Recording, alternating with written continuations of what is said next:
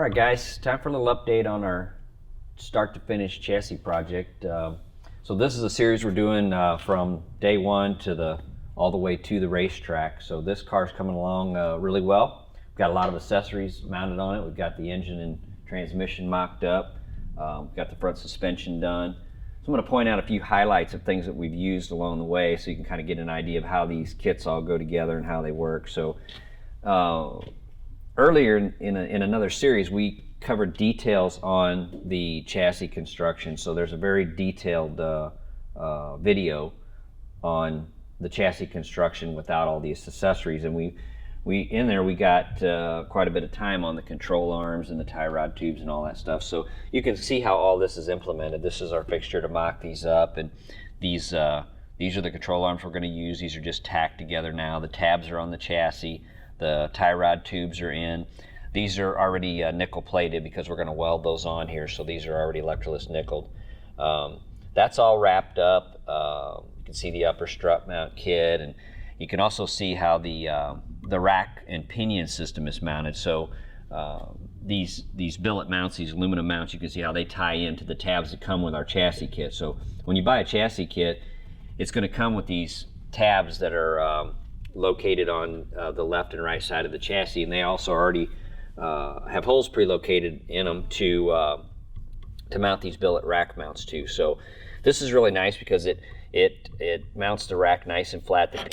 The pinion part of it's nice and flat, and that's going to get our steering shaft run right beside the engine, the front motor plate tube, and run beside the engine and up the steering column. So these mounts, this is how you get them. They're already finished and done and ready to go. You can leave them in the raw polish finish, or you can anodize them. But it's a very simple system. These holes are already located. Everything lines up nice and straight.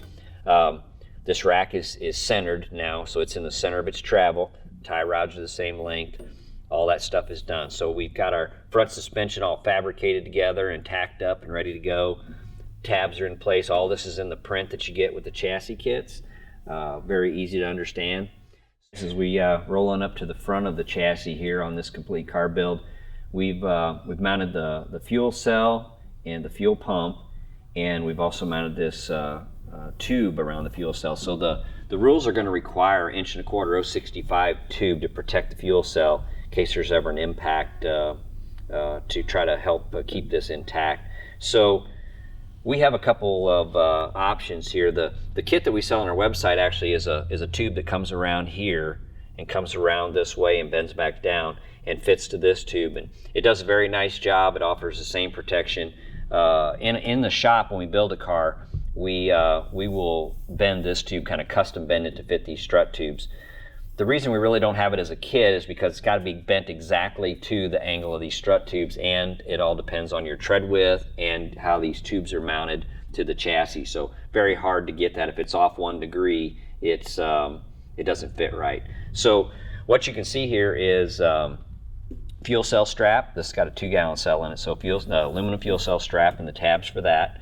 And also this aeromotive mock-up pump, and these pieces are kind of beat up because it's our mock-up stuff, but we have this tab here is laser cut, and it already fits the chassis and the bolt patterns in it for the aeromotive fuel pump mount. This is a standard pump that we use on all of our cars.